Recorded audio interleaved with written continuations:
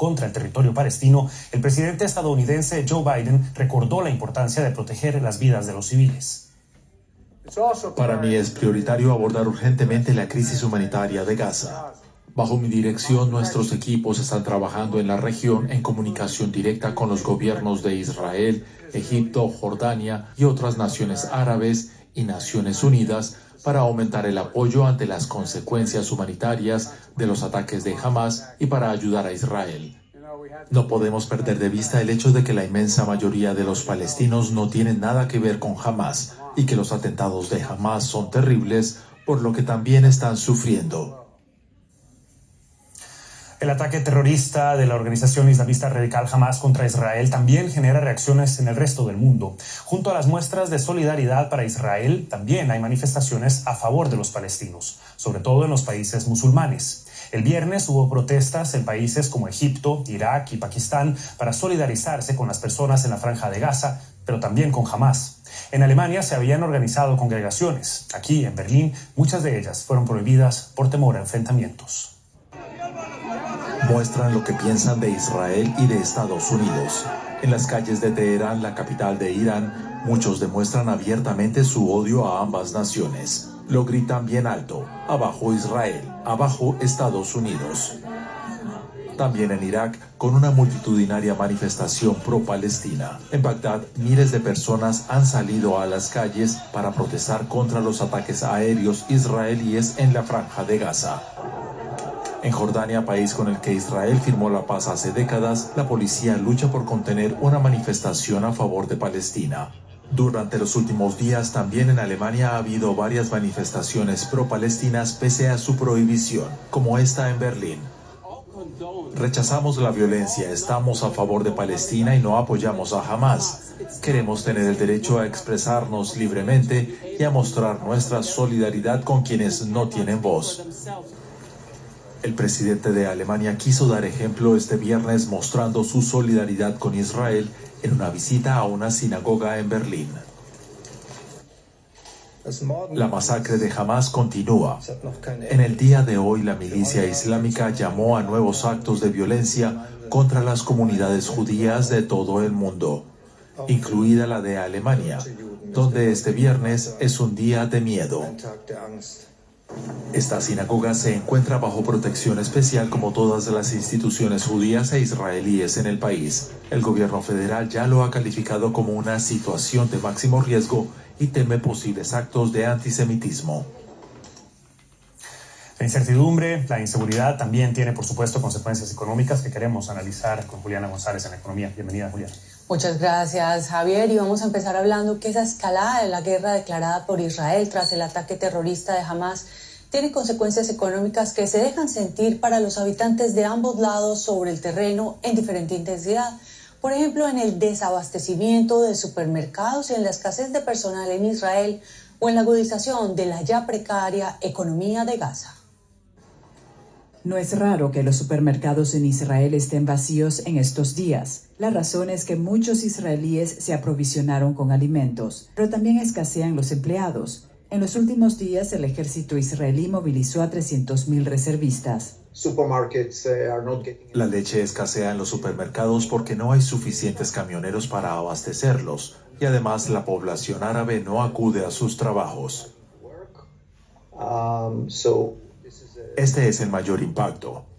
La industria del norte y sur del país no funciona obviamente como de costumbre, debido a que los operarios permanecen en sus casas por miedo. En la Franja de Gaza la situación económica ya era lamentable antes de la última escalada militar. Agrava la situación el anuncio de un bloqueo total por Israel del suministro de agua, electricidad y combustible a la Franja de Gaza y el éxodo masivo de sus ciudadanos. Otro dato negativo es que la Unión Europea analiza su financiación de ayuda para el desarrollo en Palestina, un desarrollo que causa una gran inquietud en la cumbre que el FMI y el Banco Mundial celebra estos días en Marrakech. Esperamos que esto termine pronto y se resuelva. Lo que más nos asusta es que se agrave porque eso tendría entonces un impacto realmente grande en el comercio. La inminente ofensiva terrestre de Israel en la Franja de Gaza aviva el temor a un conflicto que se extienda por toda la región. Y una de las voces más respetadas en Wall Street es Jamie Dimon, el director general del banco JP Morgan Chase. Este viernes, durante la presentación de unos resultados bastante positivos de su empresa, advirtió, sin embargo, que estos son los tiempos más peligrosos que ha vivido el mundo en décadas. A la guerra de Ucrania se añade el impacto del conflicto en Oriente Medio, que puede tener unas repercusiones de largo alcance en los mercados de energía, alimentos, mercados globales y relaciones geopolíticas. Responsables políticos y analistas están ponderando el posible impacto económico en un momento de fragilidad global.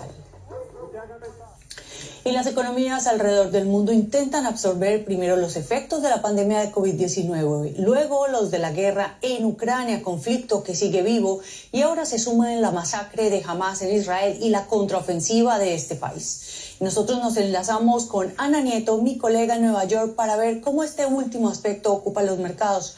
Hola Ana, cuéntanos de qué están pendientes los mercados y los analistas en Estados Unidos en un momento en el que se intensifican los riesgos geopolíticos. Pues Juliana, por supuesto, una de las consideraciones importantes en materia económica es el impacto que el mercado del petróleo puede tener sobre la inflación. Un revés en el control de la inflación puede obligar a cambiar la política ya anticipada de los bancos centrales, obligando a más subidas de tasas de interés que no estaban en el guión antes de esta crisis. Es algo que alejaría la posibilidad de una desaceleración suave y abriría las puertas a una recesión. Por otro lado, también se teme una mayor volatilidad en los mercados de acciones y bonos. Los bonos del Tesoro se consideran el activo más seguro en tiempos de riesgo. Es donde se refugia el capital.